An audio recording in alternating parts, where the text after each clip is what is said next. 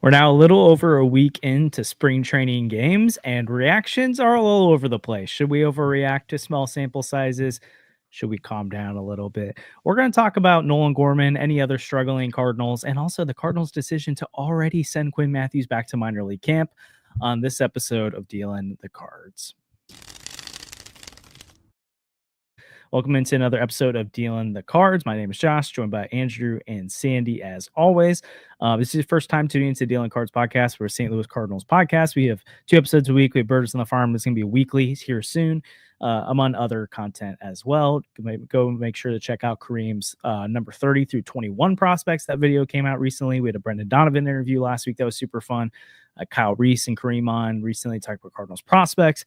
Like and subscribe helps channel out a ton. It will tell you more about our presenting sponsor here in a little bit. But if you're a Cardinal who's listening to this podcast, or if you're a Cardinals fan listening to this podcast, or if you're a Cardinal, hello, Brendan Donovan. But if you're listening to this podcast and you're thinking to yourself, well, I mean, if you're listening to this podcast, you're probably more plugged in than the typical fan. Just being honest, usually if you're watching something like this, you're not that casual. So you're probably on Twitter, you're probably on Facebook, which probably means you've seen some posts about Nolan Gorman going 0 for 12 going into today with 7 strikeouts and being like, should we DFA Gorman? Should he go to AAA? Should he be benched? Oh no, Jordan Walker's batting like 100 through 5 spring training games. Whatever will we do? I think you guys can tell where I'm at with that. Sandy,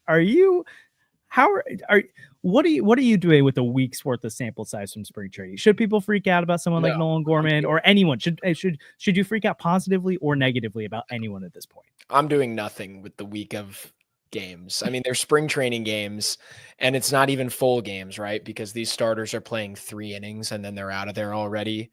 They're still getting back into it. They're going to need time. Just like, I mean, I'm in college. I get back after a long break and I need a week or 2 to get back into the swing of the school, get into the semester a little bit. And I think it's the same for these guys. It's a long off season. They've been away from things. They're still getting their timing down. They're still getting their routine down, both as a player. And also I'm sure it's just kind of weird being in Florida, being at camp. There's probably just a lot going on. I'm not doing much with it. I really don't think you can take anything out of this data and say, this is valuable yet. Maybe by the end of spring training, sure, some trends start to emerge. You start to be able to tell maybe who's going to get hot, who's not. But also, we've seen the Cardinals win the Grapefruit League and then be terrible. And we've seen the Cardinals have terrible spring trainings and then end up being pretty good. So we'll see. Yeah. Say, Andrew, how about you, man? Are you taking anything positive or negative really from this sample size we have right now? Yeah, I mean, I think the Dodgers are the worst team in baseball. Okay, all right. All this stuff, like, no, none of this matters. Spring training games mean nothing, and they're just trying to get everyone reps, and guys aren't. Yeah, the Cubs are 8-0. Oh, Luke and Baker just hit a 2-run bomb, though. I'm not taking anything from that either, though. I think Luke and Baker should start at first base now. I think that no, yeah, none of these.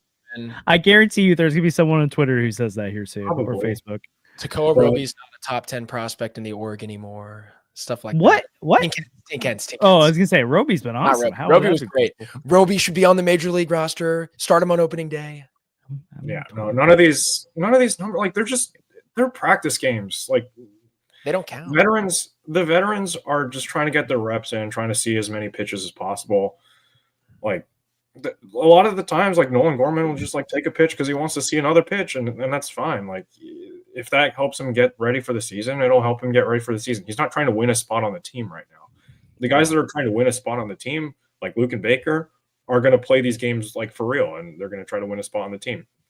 But guys like Nolan Gorman, they know that they're going to be on the roster come opening day because they have been promised that. And if Nolan Gorman goes 0 for his next 30 just because he wants to see more pitches, I'm not really going to blame him until we start to actually see these results during the season. Like spring training stats and regular season stats have almost nothing to do with each other. These teams, like the Pirates, are in first place right now. They're 6-2 in the Grapefruit League. And like that's not... No Cubs in the Cactus League. Well, I feel like some people are listening to this and are probably going to be like, well, remember last season when you all told us that the fact that their offense was ice cold didn't mean anything, they'd be fine this season, and then they sucked? It's like, Okay, sure, that's true. But remember the season before that when they won the Grapefruit League and they looked awesome, and they weren't awesome in the regular season. There just is not a correlation between team performance and player performance. Yes, sometimes a player struggling right now means they will struggle in the season, but sometimes it's them working on something and they're going to figure it out later, or they're just slumping in spring training, which I'd rather have them slump in spring training than in May.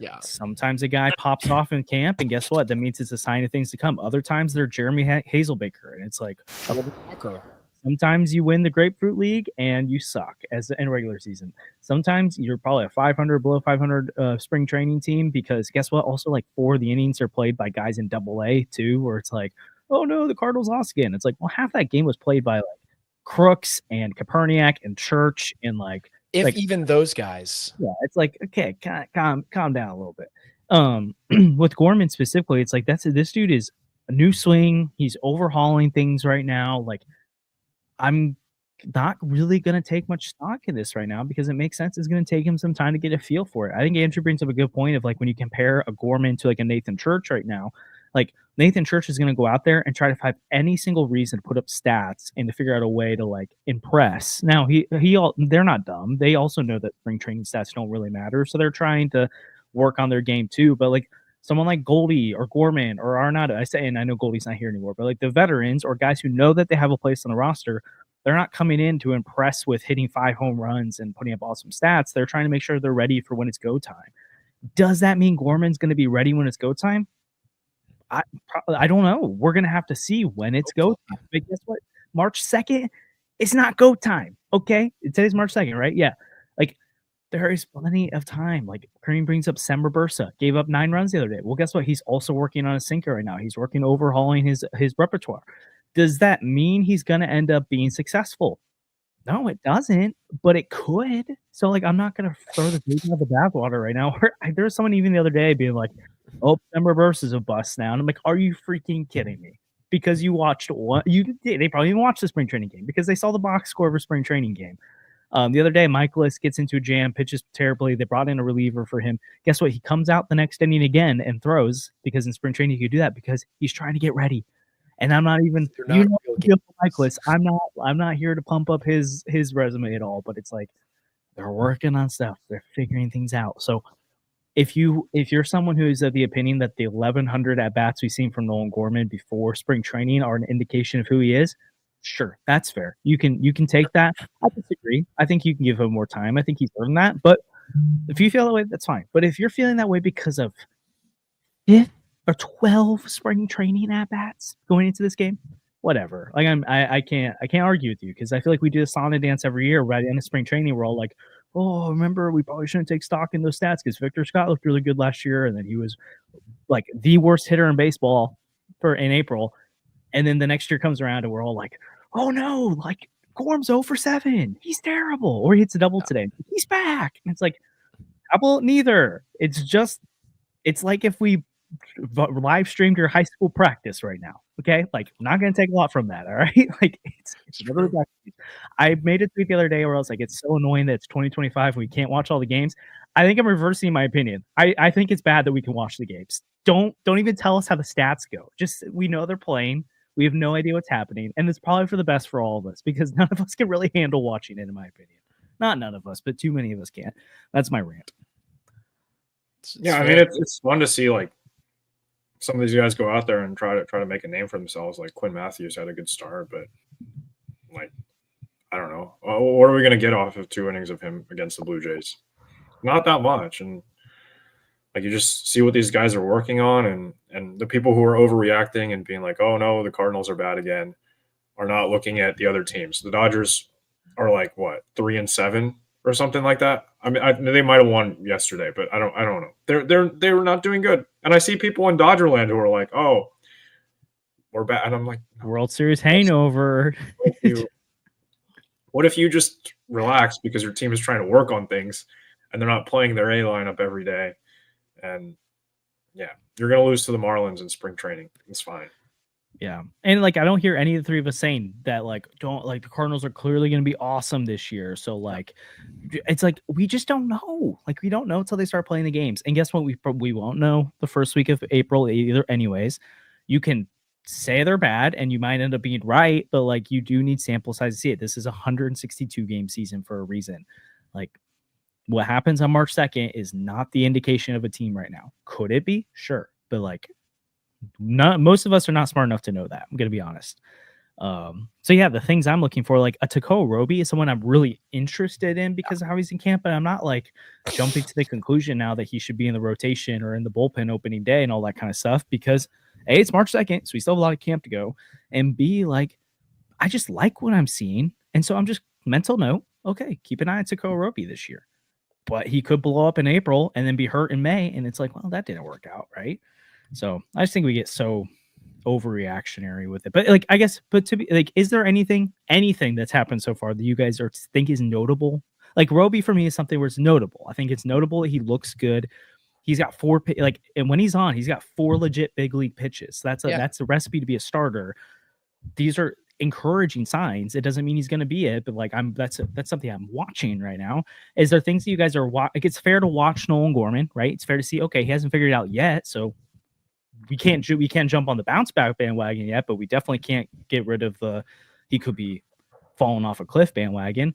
But is there any like storylines or things you guys are watching, whether it's like Victor Scott playing well, Jordan Walker seems to be driving the ball a little bit better, Mason Wynn's been struggling? Like, is it any of that stuff you think is worth watching or not really? I mean, I think Mason Wynn's worth watching over the course of spring training. Like, you're going to take some time, of course. The Cardinals, in my opinion, have had a problem with sophomore slumps from intriguing rookies in years past. If you want to look back, even guys with shorter runs like Aledmus Diaz had a really great rookie season. And then if you want to look at his second year with the Cardinals, took a big step back. Paul DeYoung had a nice April and May, was actually like an NL MVP candidate in 2019 in May, but fell off a cliff after that. And then, as we all know, took big steps back over the following years. I'm sure there are plenty of other players that I'm missing. Even like after Ryan Helsley's breakout in 2022, he was much worse in 2023. And the injuries played a part in that. But even when he was on the mound, he was not the same pitcher as he was in 2022 and 2024. So yeah, I think that's notable. And so I'll be watching Mason Wynn. I really hope he can kind of break that trend. Look at Jordan Walker. Look at Nolan Gorman. The same thing. Brendan Donovan even was worse in 2023 than he was in 2022. Obviously not the same thing as the Walker fall off and the Gorman fall off, not a cliff. But I'm going to be watching that. I hope Mason Wynn can be one of the first interesting Cardinals rookies in a long time to, in their second season, get better. I'd love to see his WRC plus tick up a couple points instead of what we've come to expect as Cardinals fans, which is a drop off somewhere between 5 and 40 if you're Jordan Walker. Yeah. What about you, Andrew? Anything so far that's happened that you're like, that's worth watching? I mean, I've liked what I've seen out of Michael McGreevy. It's just been like a couple innings, but he seemed to command the ball well, and it was like one of the few games that were actually like televised, which is fun that we can actually see what's happening instead of relying on the center field camera at Roger Dean. But I mean, the last 4 games have not been televised, which is crazy. That I wonder what's going on. Does it have to do with all those TV deals? Because I feel like in years past, there's been more to watch. But it's weird that they can't get it on like MLB TV for us, even. Yeah. So I don't know. I think he needs to be in the rotation come opening day. Matz looks good, which is unfortunate because I would prefer to have him in the bullpen. And again, these numbers don't matter, but I think for like a rotation battle like this, I think Matz and Michaelis pretty much already have penciled in spots as long as one of them doesn't get hurt. And I want to see McGreevy in that. But he was also in that reel that the Cardinals posted on Instagram the other day where it was like, what do you talk about when you're in the bullpen? And I was like, please don't put him in the bullpen. Like, I will. I don't think that's what that was. I know, but I'm just it would make no sense to slot McGreevy in as a reliever. That'd be terrible. Or to start him in AAA. Like, don't do that. Like, just let him have his run. Like, this is what this year is about seeing what you have in the young talent. And if that means sliding that to the bullpen, then I mean, we don't even have to say that's what it's about, though. Like, he might just be the better option than some other guys. Like, I do think he is a better option than Miles Michaelis at this point in both of their careers. Yeah. He is better than him. Let's And also throw McGreevy. like Steven Matz is a veteran at this point where it's like we've complained about Matthew Lubator being like in the bullpen and then kind of having to start and figure it out. It's like, okay, Steven Matz can figure it out. You're getting paid $12.5 million a year. You can figure it out, man. Like you can start in the bullpen, and if an injury happens and they need you in the rotation, guess what? Like figure it out. Michael McGreevy, on the other hand, I don't want them toying him around bullpen, the rotation. And I think to your guys' point, and this is informed by what we saw last year, by the end of last year, I was ready to say, if you're going to youth movement, Michael McGreevy should be in your rotation. He hasn't shown me anything in camp that says otherwise negatively. I'm not going to take a lot of stock in how good he's looked because, again, it is spring training. I can't say that about the bad things and not say it about the good things. But I want to see him have the opportunity to sink or swim at the major league level. He's kind of proven it already at AAA. One of the things I'm watching is you see evidence of it on the field, but it really has started to come up in conversations with Ollie and Mo where it's like, is there a little bit of a difference of opinion about how the roster should be? Because you've seen Newt start in center field a couple different times and Victor Scott in left field in those games, which is kind of interesting. I don't like that. Which I don't think that's a sign of, they're going to do an outfield where Scott's in left, but they're getting Scott playing time still, but they want to see Newt in center.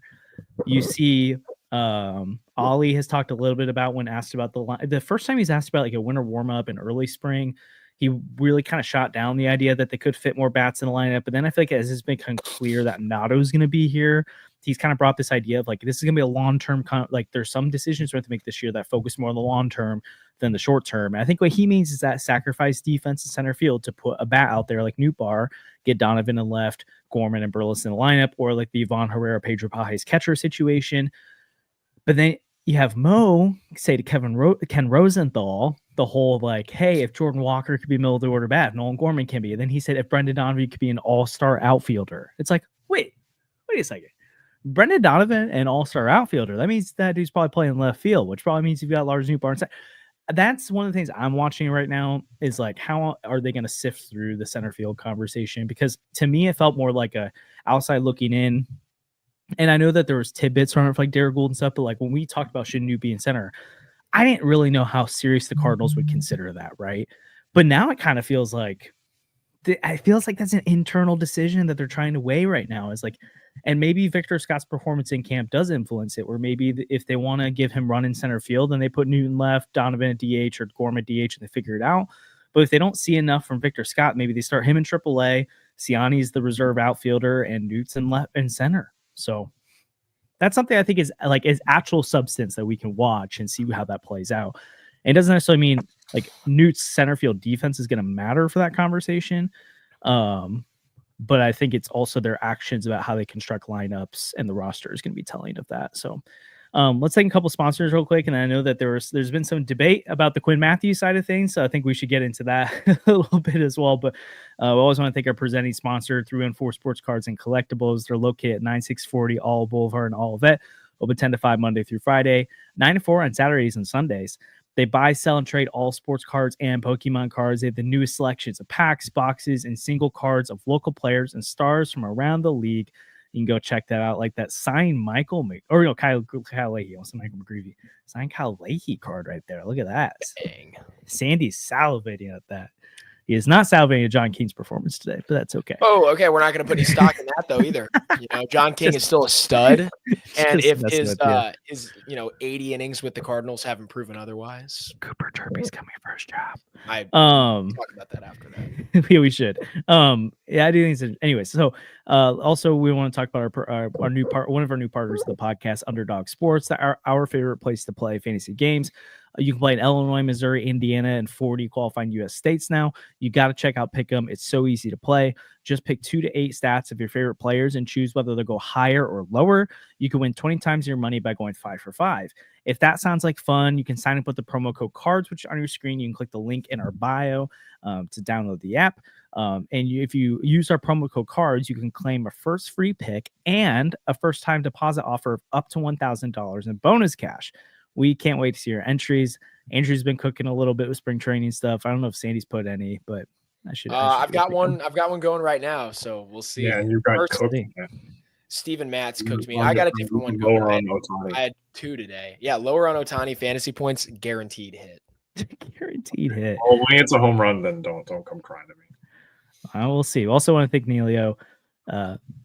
Good afternoon from you as well. So appreciate that. Yeah, Sandy, what do you want to talk about Cooper Hjerpe? Well, I mean, look, you mentioned it pre-show. You alluded to it during your ad reads, not so subtly. Cooper Hjerpe apparently is being looked at for a spot in the bullpen. For me, I think I would be against that. I just think you look at Cooper Hjerpe, he's a guy that in college got a lot of innings. I believe he led NCAA in strikeouts his junior season with Oregon State, which means he was up there a lot. Volume guy, also racked up great stats, obviously. But I don't think he's used to these injuries. And when we talked to him on Birds on the Farm, which go check out that interview, Cooper was incredible, super fun to talk to. But when we talked to him, we talked a little bit about injuries, and he said this is a new thing for him. Never really had these problems in high school or college, definitely not little league. He's used to just being a bulldog who gets to get out there and throw as long as he wants with no issues. He had some really long outings in college where he threw well over 100 pitches at times, never had an issue. And so I would like to see him be able to get back to that this year. The Cardinals obviously have pushed him. They're stretching him. He's added some velocity since coming to the organization, just a little bit, but that's a great thing. They're working his body hard. He's in the gym, of course. But at the same time, I want to see him just have a normal season. I would like to see him have the season he's used to having, the seasons he enjoyed as a high schooler and a college kid, the seasons that got him to the point where he was a first-round selection, where he's getting out there, he's starting every so many days, a normal program. He's not getting yanked around by the organization, and just let him pitch. I think that's how you get the best version of Cooper Hjerpe. That's just me, though. Andrew, what do you think? I got to chew on it a little bit. I feel like Hjerpe has the stuff to just stick in the bullpen, and that would be bad, right? Like I worry about that too, but or they would just look at him and be like, yeah, he could be like a lefty specialist or something. And then like that's fine. Like that's good. But like a prospect like that, you can't let stick in the bullpen. You need to give him the chances to start because that's what he's here for. That's what you drafted him to do. That's what he looks like he's capable of doing. And the starters are just inherently more valuable than relievers. And the Cardinals have done this many times with guys, and they don't often transition them back into starting roles like they did with Ryan Helsley. And I feel like they do a lot of the time. I feel like with Helsley, it's not just like, I don't think the organization viewed him the way they view Hjerpe as like one of the next big starters, potential frontline guy. I think for Helsley, there was more reliever risk than there is with Hjerpe. I think the same thing for Jordan Hicks, another guy that could have started, but ended up coming out of the bullpen. And Hicks was weird too, because they were so aggressive with him. And he did come on strong one spring, and he also had the ability to throw 104, 105 miles an hour, which you kind of need that in your bullpen if you have it in your org. But I think they have also done a decent job of transitioning guys back. Like Dakota Hudson was in the bullpen at some point, and then he was in the rotation. Hey, Hudson gave the Cardinals 2 really good years before his injury. Adam Wainwright, going way back, obviously was the closer. That's kind of fun. The only other example I can think of is like Carlos Martinez, who they had as a reliever. Came out of the bullpen at some point before he was a starter. I don't know if I think Jack Flaherty was a starter right away. Yeah, did Shelby Miller relieve before he was a starter? No, he was mostly I think he might have gotten thrown in the bullpen toward the end of a year one time we ran out of gas. I know he was a reliever at some point. And like Waka had a couple bullpen appearances, but again, it was more like they didn't have room in the rotation. It was October push. It wasn't Reyes was a reliever first, but the injuries and suspensions were the problem there. Yeah, even with Reyes, it was more about like small spurts of like a chance to see him, less like, oh, we're going to use you for a full season as a reliever before starter. Them in 2015 were electric. Yeah, I do think if it was like, hey, we're the next 3 years we're baked into the previous Mo regime, I would have a lot of hesitancies about putting Cooper Hjerpe in the bullpen because I'd be afraid that again he just gets typecast into that role now. I think now with with this new regime, we just haven't seen how they handle situations like that. So if we're not the right guys to ask this. It's more of the Kareems and the Kyles and the guys who really follow the farm system and development. Because like a McGreevy to me is a clear example of someone who it's like, why would you throw in the bullpen? It's like that dude profiles like a starter. I don't think he gives you more. Like a Hjerpe, I can see how he plays up in the bullpen, at least in this stage of his career. McGreevy, I'm like, what? Like, no, you start that guy. Quinn Mathews seems silly to put him in the bullpen. It's like you keep that guy starting. Tink Hence, I can see the world where it's like, hey, like durability, all this kind of stuff. Maybe we give him a bullpen role for a little bit to develop. And so we get like, we're not wasting innings in the minor leagues. We're getting value from it now. Hjerpe seems to be, it's kind of in that vein where I think I prefer him being in the rotation, getting starts in AAA, AA, rather than pigeonholed into the big league bullpen. But if they could guarantee, like if I had a crystal ball and I could guarantee you he's going to get a shot to start next year, and they're just doing that because it's like, hey, we want him to pitch this year because we think he's really good. We just don't have a rotation spot for him. My first response to them would be like, create one because you have too many veterans. My second response would be like, okay, then if you're going to move him back, then I think he can handle that, right? He hasn't pitched 100 innings since he's become a professional. So it's not like we're talking about a guy who's been doing 150 innings consistently. And now you're putting him in a new role. It's like, well, this guy hasn't even really been building up anyways. But then you can make the argument. It's like, well, you need to let this guy build up then. So I see both sides of it. Let me just ask you a question. Let's go fast forward to the end of the season. Okay. It's November. Okay. Yep. You can walk through door A where Hjerpe comes up to the major leagues as a bullpen arm. He gives the Cardinals 45 innings. And then makes some like spot starts or something at AAA. He's kind of part of the shuttle. So not really starts, but they're giving him like multi-inning appearances at AAA, whatever. He's got good stats with the Cardinals, gets a lot of strikeouts. We know he's capable of doing that. Limits runs, fairly impactful arm. Probably finishes the season as like 7th inning arm for the Cardinals. Okay. Or lefty setup. Door number 2 that you can walk through is Hjerpe pitches 145 or 150 innings at the AAA level this year, has great stuff, and is clearly in the rotation next year. I would definitely door B. Yep. Yeah. Door 2 for sure. Because it's not about this year, right? It's like the bullpen, like I love having a better reliever in the bullpen, but yeah.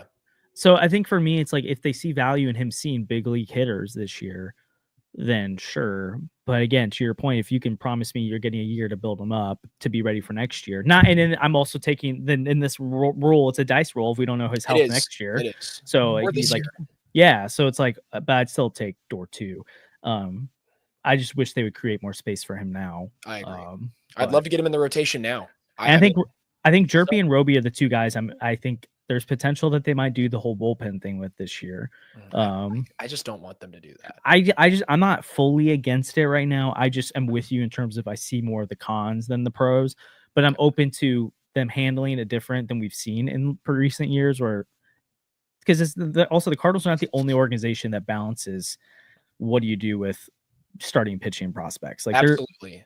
So I don't know what the Bloom regime would do with it. And I don't know if it would, and also it's unique to each person, right? It's like we just said about McGreevy. It's like, I don't think that works for McGreevy. It worked for Adam Wainwright though, which it's like, if you told me who Adam Wainwright had become, I'd be like, why'd you make him a closer? But like it worked. So, and he also had that iconic moment, a couple of them actually. Yeah. But then to be fair too, it's not like they did it for a full year that he was a bullpen arm. It was, hey, at the end of the season, they typecast him for 2 months because they need Jason Isringhausen was down, not, hey, it's April, we're making you a reliever this year. So there's give and take with it. Yeah. Because Hjerpe just allowed an in-play run, so I think it's time to cut him.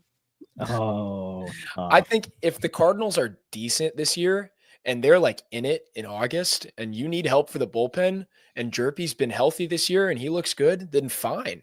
Give him that call up.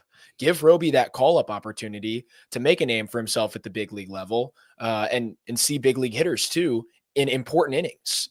Maybe that'd be great. I'd rather have them pitching then, though, at the big league level when it matters. And you're not guaranteed that that's going to happen. There's plenty of worlds in which it doesn't. But I really want to see him making starts at AAA in April. That's where I am with this. Yeah. So let's go to the Quinn Mathews side of it then, because he just got sent down to minor league camp. And I don't think any of us, maybe you guys feel differently. And obviously if the season would have went on, or camp would have went on, we probably would have changed our tune. But I don't think any of us are shocked that he did not make the or that he's not going to make the opening day rotation at this rate, right? Like I don't think any of us are shocked by that. I am surprised though they didn't want to see him play or pitch against more big league hitting. That surprised me a little bit. I want to see it. To be fair, I mean, again, I don't think we should be giving the Cardinals credit too much these days. So hit me with the Mose Water thing if you want to. Maybe they already know he can do it. So maybe they're like, hey, we're going to get these other guys in there because we need to see what these guys can do against big league pitching. But when we're ready to call up Quinn Mathews, we know he's ready. If that's the world, then I'm like, okay, sure, whatever. I'd still rather see him pitch against big leaguers right now, though. I think that's good for his development. Probably good for his confidence to strike out Vlad Guerrero instead of Vlad Guerrero's second cousin in AA. Like It's true. It's like, give me a break. But I guess when you saw that, like it's March 2nd, he's already not in big league camp. Is that frustrating at all to you, Andrew? I mean, there's like 8. What was it at the start of spring? We were trying to do the math. There was like 8 or 9 guys that were going to get starts this spring. So, I mean, if that guarantees that he gets more innings and gets a chance to start down in minor league camp, that's fine, right? Because they're going to give those starts to McGreevy and Palante and then all the other guys that, like Fetty. And we haven't even seen Gray yet, I guess. Like, when are we going to see him? But, yeah, there's so many guys that need opportunities to start that, like, I'm not too worried about it. Like, he looked good against Toronto. And I would be fine, like, seeing him again. But, like, there's just too many starters on this team, which will, like, someone will clip that by the end of the season when there's no starters on this team. But, like, there's just too many guys. And if they want to give guys like Kyle Leahy a chance to start, I guess they will. I don't know. I don't really want to see that. I would much rather see Mathews, but like this does not surprise me with the plan that they sort of laid out for themselves at the start of spring. Yeah. What about you, Sandy? Yeah, I don't know. I wish that he was still in big league camp. I wish we could watch him too. It makes me think that maybe he wasn't having a great camp outside of that one appearance. Like, we just don't know. We don't know what it looks like on the backfields. We don't know what it looks like. They don't have a pitching lab, but we don't know what it looks like in whatever they have, wherever they're getting his pitch specs and stuff like that. We don't know how the catchers feel receiving him this spring. So I guess I don't know. We don't know how he's feeling. Maybe he's like got tightness or something like that. I just, there's no information on this. All we have is the outing against Toronto and the fact that he's no longer in big league camp. But it doesn't add up to me for sure. It feels like there's got to be something else going on. Maybe there's conversations between him and members of the coaching staff or something like that. So that's what I've got there. I don't know. Yeah, and also the side of it too, which I think if they had said this at any point, I would have been like, even though I think we showed from him this last year, and again, like we can't be the guys who said we're not going to freak out about bad big league stats or bad spring training stats, but then laud over 1-2 inning stretch from Quinn Mathews. I do think there's credence though to the fact that he got 6 starts at AAA, 5 stars, not even. I think he was less than that. Yeah. So I mean, I don't mind seeing him, let him get a month of AAA action before he gets into rotation. Again, I'm more frustrated by the lack of opportunity right now, but this is the reality. McGreevy is the guy that I'm like, get into the rotation. It just makes too much sense. And then figure it out from there. An injury still could happen, but that's also the weird part too. It's like if an injury happens in camp right now, obviously McGreevy is the guy who slides in. But is Quinn still next man up then? And you send that guy to minor league camp right now then? Like, you don't have any space to get him more opportunity? Like, Tink Hence is still, which I know Tink Hence is on the 40-man. That's different. But Tink is clearly further away than Quinn is right now. So it's just, some of that stuff's a little odd to me that he's going to maybe get work against big leaguers, but Quinn isn't. You're not going to have Quinn be around Quinn. I mean, I don't know how much the minor league camp gets to see the major league camp, but probably not as much as they used to. I would want Quinn Mathews around Sonny Gray all the time. And around I guess Miles Michaelis and Eric Fetty. Like, I'd want him getting poured into by the veterans. So that's maybe my frustration. It's just like, why didn't he just hang? It's not even the fact that he didn't make the opening day roster. It's why is he not hanging around longer? But oh well. I mean, the Cardinals are the Cardinals these days, but that's fine. So it's so yeah, we'll see. So yeah, any other camp storylines? I know it's kind of like a dead week. I feel like things are going to start ramping up a little bit here soon, but I don't know. I think it's kind of funny that in the car they're going to, they might lose today. It's still 4-3, right? It's in there. Hjerpe gave up a 72. Oh, you're so right. Yeah, negative I'm gonna 50 get rid of him. launch angle. That's some quality contact. Quality. But in our 6 losses or whatever, the Cardinals have led in 5 of them, which I think is kind of funny. that'll the be leads. Because I saw people that are like, they can't lock down a lead. It is fair. They did blow like 2 6-run leads or something already this spring, which is kind of funny. But again, who even cares? They're not real games. They don't really matter. I'm just ready for the season now, man. I'm getting excited. Kareem wants us to talk about Matt Caperniak. Hey, right before that, I want to say Kareem just tweeted out the video of Hjerpe throwing a 93-mile-per-hour fastball at the 11.4 of vert there. He looks nasty. If he could do over 5-6 innings, he does hold velocity, which is big. So, but can he hold his built-up velocity though? That would be we'll see.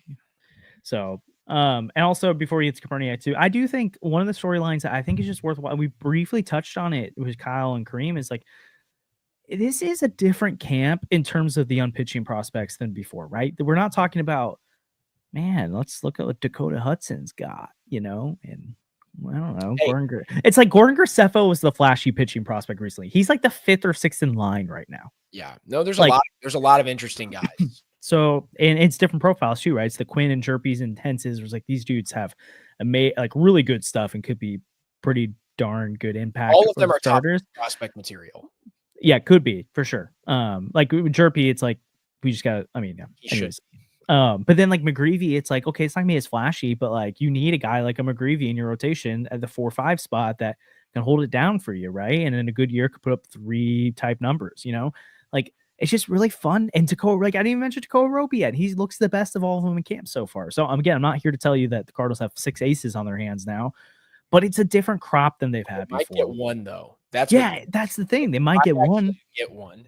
And but if you don't have out of these guys, they get 1 ace. That'd be huge. I mean, that's all you can ask for. How many aces are there in baseball at any given time? Like, how do you define it? That's the thing. So how do you define it? Because I don't think it's the same as the number 1 starter. No, because there's 30 number 1 starters. But like Ulysses Chassin started on opening day for the San Diego Padres in like 2015. No, that was the Brewers.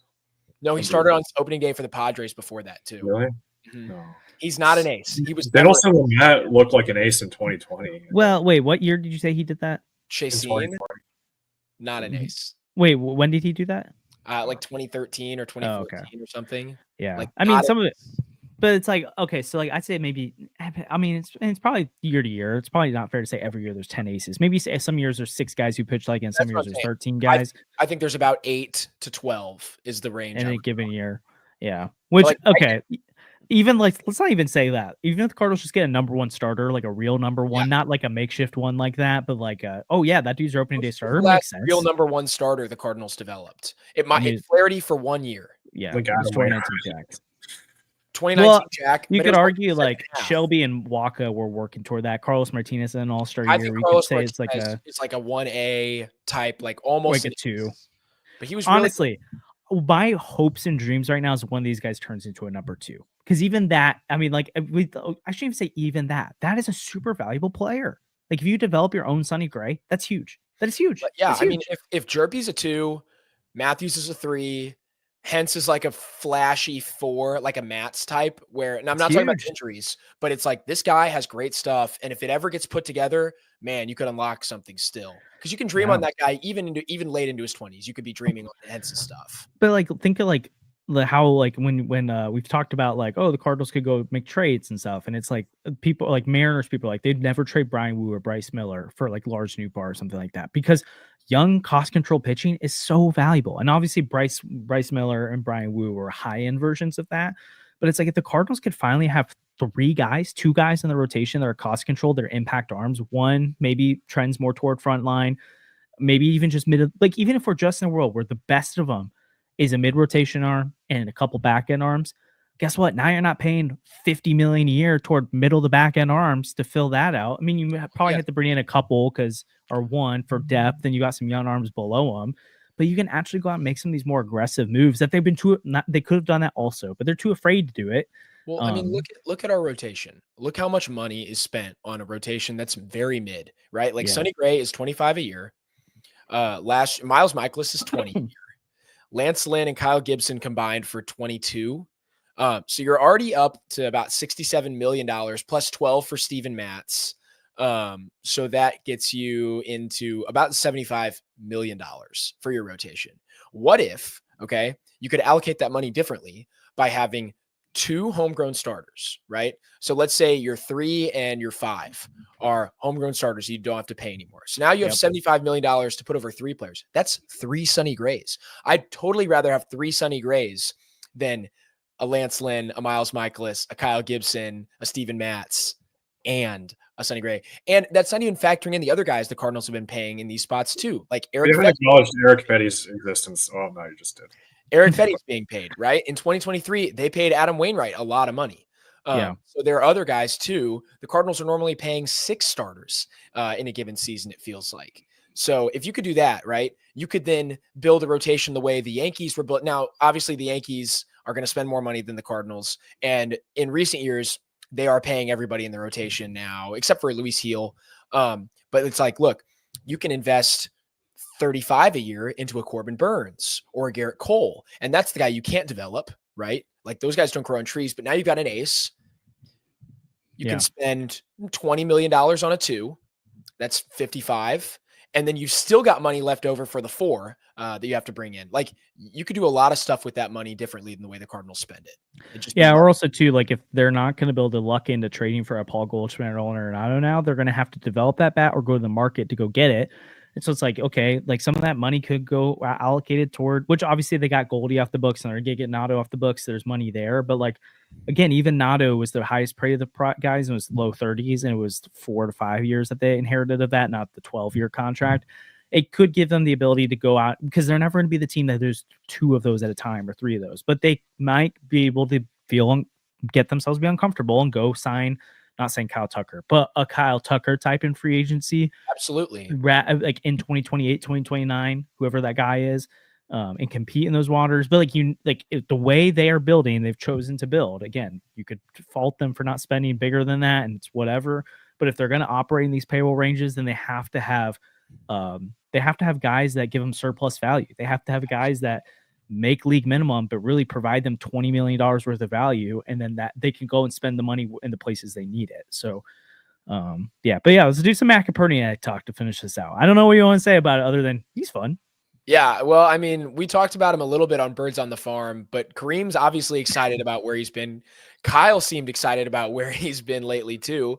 So that's good stuff. Anytime you hear like Kyle Reese starting to talk about a prospect, you probably should listen. I think he's probably the most qualified person, at least among fans on the outside. And Kareem's right there with him. They are the 2 guys you should be listening to for anything about that. They're not going to overreact. They know what big leaguers look like as minor leaguers. And they seem to believe that Matt Kaperniak is a big league player. They're not calling him a regular. They're not saying this guy's going to make an all-star team or hit a bunch of home runs. But Kareem's saying that the in-game power is better than it's been in the past. He's saying that the bat is going to be good enough to stick on a roster. Very exciting. He seems like a very good 4th outfielder, which is something the Cardinals have been looking for. You know, that's another surplus type. You can create some surplus there by not having to pay that guy. It's funny. The Cardinals all offseason were talking about going out and getting another center field option. Maybe Matt Kaperniak's that guy. Maybe he can play some center for you. The defense is going to be all right. He's got some fun international experience, which Andrew's going to be excited about, Team Great Britain. So that's some good stuff. But there's something to like there. If he sticks on the roster, that's just another guy you don't have to pay. You don't have to go get a Corey Dickerson to fill in your outfield, you know? And if you don't have to pay that guy, it's more money you're saving, more money you can then invest in actual good star caliber players. Yeah, it's interesting. The only part that's a little frustrating to me is like, it's another left-handed outfielder. Like it'd be nice if they had a right-handed option. Yeah. But because like when you say another center fielder, it's like, well, like, is that much different than putting Newton center, having Kaperniak? But it is nice though if Newt gets hurt again. Like you need that insurance. True. And the bat is going to be better than Michael Ciani. True. Defense probably won't be Ciani level. Let's be real. Ciani was a Gold Glove caliber. Oh, it won't be close. No doubt won't be that close. Ciani is that great defensively, but the bat's going to be a lot better. And it's at least going to be another option, another look for the Cardinals to throw at you, which is always something you're happy to have. True that. Well, as we're wrapping up, I just wanted to let you guys know Paul Skeens has debuted his cutter, and it's filthy. So, of course, it is. Didn't he? What is that? He gave up 2 runs. This means he's cooked.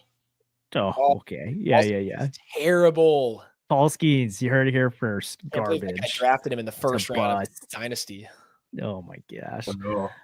Anyways, hey, we love it because we're invested in the team too. So you guys know we overreact to stuff all the time too. But we're trying to be the bearers. We're trying to be the ones who caution us all. Like, don't get too caught up in the spring training stats.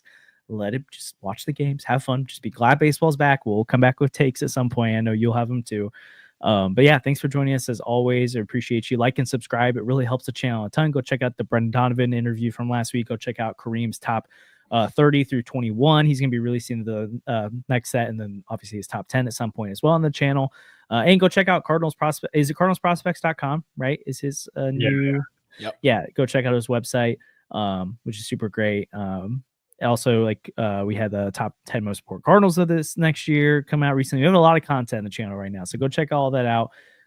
Again, always appreciate your guys' support. And we'll be back probably on Wednesday or Thursday again. So see you guys later.